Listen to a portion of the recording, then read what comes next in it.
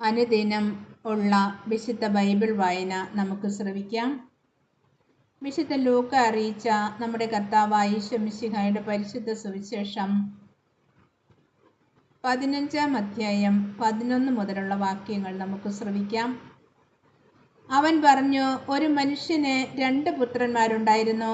ഇളയവൻ പിതാവിനോട് പറഞ്ഞു, പിതാവേ, സ്വത്തിൽ എൻ്റെ ഓഹരി എനിക്ക് തരിക.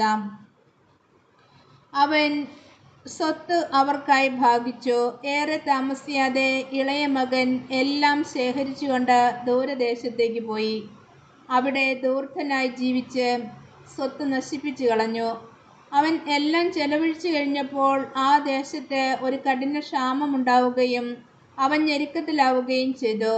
അവൻ ആ ദേശത്തെ ഒരു പൗരൻ്റെ അടുത്ത് അഭയം തേടി. അയാൾ അവനെ പന്നികളെ മേയ്ക്കുവാൻ വയലിലേക്ക് അയച്ചു. പന്നി നിന്നിരുന്ന തവിടെങ്കിലും കൊണ്ട് വയറ് നിറയ്ക്കുവാൻ അവൻ ആശിച്ചു. പക്ഷേ ആരും അവന് കൊടുത്തില്ല. അപ്പോൾ അവന് സുബോധമുണ്ടായി. അവൻ പറഞ്ഞു, എൻ്റെ പിതാവിൻ്റെ എത്രയോ ദാസന്മാർ സുഭിക്ഷമായി ഭക്ഷണം കഴിക്കുന്നു, ഞാനോ ഇവിടെ വിശന്നു മരിക്കുന്നു. ഞാൻ എഴുന്നേറ്റ് എൻ്റെ പിതാവിൻ്റെ അടുത്തേക്ക് പോകും. ഞാൻ അവനോട് പറയും, പിതാവേ, സ്വർഗത്തിനെതിരായും നിന്റെ മുമ്പിലും ഞാൻ പാപം ചെയ്തു. നിന്റെ പുത്രൻ എന്ന് വിളിക്കപ്പെടുവാൻ ഞാൻ ഇനി യോഗ്യനല്ല.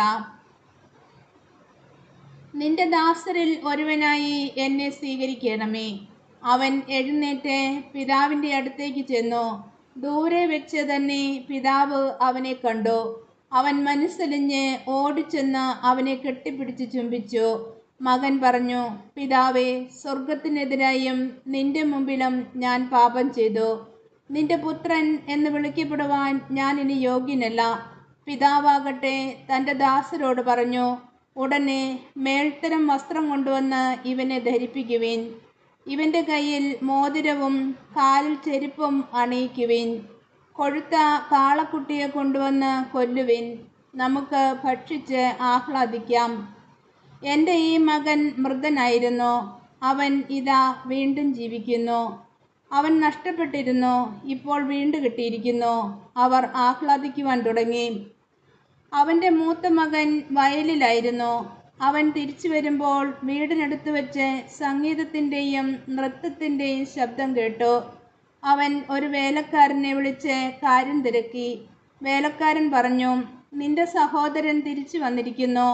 അവനെ സസുഖം തിരിച്ചു കിട്ടിയതുകൊണ്ട് നിന്റെ പിതാവ് കൊഴുത്ത കാളക്കുട്ടിയെ കൊന്നിരിക്കുന്നു. അവൻ കോപിച്ച് അകത്ത് കയറുവാൻ വിസമ്മതിച്ചു. പിതാവ് പുറത്തു വന്ന് അവനോട് സാന്ത്വനങ്ങൾ പറഞ്ഞു. എന്നാൽ അവൻ പിതാവിനോട് പറഞ്ഞു, നോക്കൂ, എത്ര വർഷമായി ഞാൻ നിനക്ക് ദാസ്യവേല ചെയ്യുന്നു. ഒരിക്കലും നിന്റെ കൽപ്പന ഞാൻ ലംഘിച്ചിട്ടില്ല.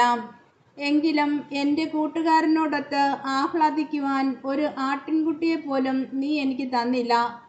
എന്നാൽ വേശ്യകളോട് കൂട്ടുചേർന്ന് നിന്റെ സ്വത്തെല്ലാം ധൂർത്തടിച്ച നിന്റെ ഈ മകൻ തിരിച്ചു വന്നപ്പോൾ അവനു വേണ്ടി നീ കൊഴുത്ത കാളയെ കൊന്നിരിക്കുന്നു. അപ്പോൾ പിതാവ് പറഞ്ഞു, മകനെ, നീ എപ്പോഴും എന്നോട് കൂടെ ഉണ്ടല്ലോ. എനിക്കുള്ളതെല്ലാം നിൻ്റേതാണ്. ഇപ്പോൾ നമ്മൾ ആനന്ദിക്കുകയും ആഹ്ലാദിക്കുകയും വേണം. എന്തെന്നാൽ നിന്റെ ഈ സഹോദരൻ മൃതനായിരുന്നു, അവൻ ഇപ്പോൾ ജീവിച്ചിരിക്കുന്നു. നഷ്ടപ്പെട്ടിരുന്നു, ഇപ്പോൾ കണ്ടുകിട്ടിയിരിക്കുന്നു. ഈശോ മിശിഹായ്ക്ക് സ്തുതിയായിരിക്കട്ടെ.